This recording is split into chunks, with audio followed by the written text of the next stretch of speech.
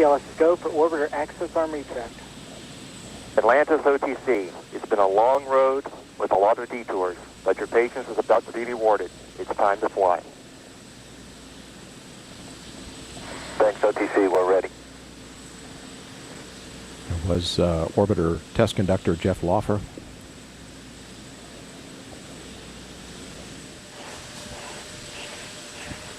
Atlantis OTC, close and lock your visors and initiate O2 flow. That's it, Mark.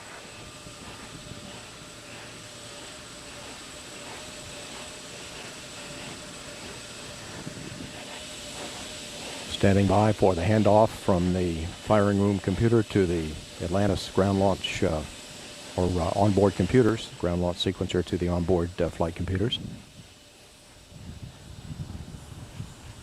And the handoff has occurred. Atlantis's computer is now controlling. 25. 20. Firing chain is armed. Sound suppression water system activated. 10. Minus 10, 9, 8, 7, 6, 5. 3 main engines up and burning. 2, 1. And liftoff of Space Shuttle Atlantis, opening a new chapter in the completion of the International Space Station for the collaboration of nations in space. Roll program. Roger, roll, Atlantis. Houston is now controlling. Roll maneuver is underway. Atlantis is heading into a heads-down position on course for a 51.6 degree, 137 by 36 statute mile orbit.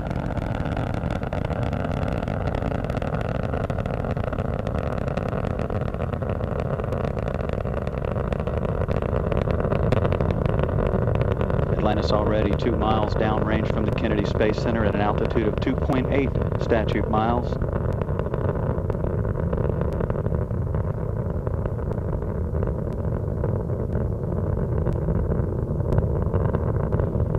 Engines now at 72%, beginning to throttle back up as the vehicle passes through the area of maximum dynamic pressure. Atlantis, Houston, go at throttle up. Copy, go at throttle up. All 3 liquid-fueled engines are back at full throttle. 1 minute, 20 seconds into the flight. At liftoff, the fully fueled shuttle, boosters and external tank weighed about 4.5 million pounds. It now has burned half of that weight in propellant.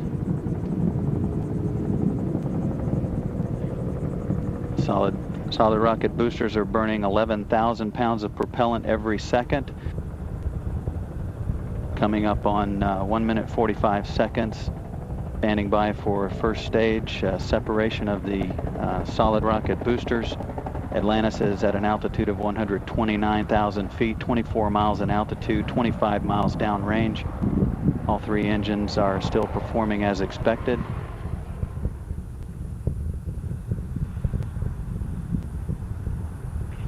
SRB separation and staging confirmed.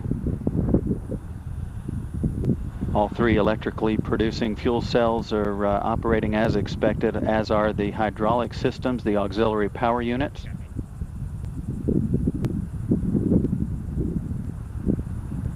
Two orbital maneuvering system engines on the tail of Atlantis now assisting with the ascent performance. Those engines will burn for a little less than 3 minutes. 2 minutes 45 seconds. Atlantis 61 miles from the Kennedy Space Center. Atlantis, Houston, 2-engine Marone. Copy, 2-engine Marone. Atlantis can reach Marone in Spain in the event of a single engine failure. However, all 3 are still operating as expected. Atlantis, Houston for Brent, high-load duct heater to Alpha/Bravo. High-load duct heater Alpha/Bravo. Good copy, and we're seeing some ice in the high-load fest. Copy, we'll watch it. That call relating to the flash evaporator system of one of the auxiliary power units, however, they're all working properly. 3.5 minutes into the launch, 108 miles downrange from the Kennedy Space Center. Atlantis still performing as expected, 54 miles in altitude or 293,000 feet. Now traveling 4,400 miles per hour. Approaching 6 minutes into the flight. Atlantis is now rolling to a heads-up position. Traveling 9,400 miles per hour, 352,000 feet in altitude or 66 miles. Downrange from the launch site, 390 miles. A little less than 2.5 minutes of powered flight remaining. All systems still operating as expected.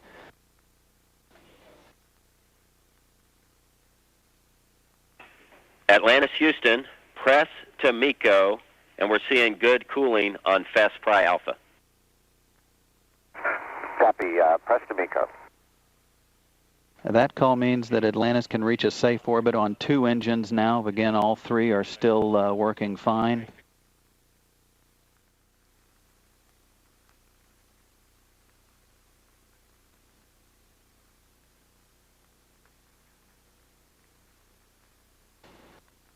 ET separation confirmed. Atlantis now off of the external tank.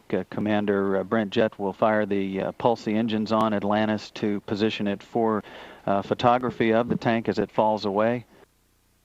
Beautiful view of Atlantis as it falls away from the tank. You can see the jets firing those reaction control system jets to position the orbiter. Atlantis Houston, nominal MECO, OMS 1 is not required, and no action on the cabin DPDT.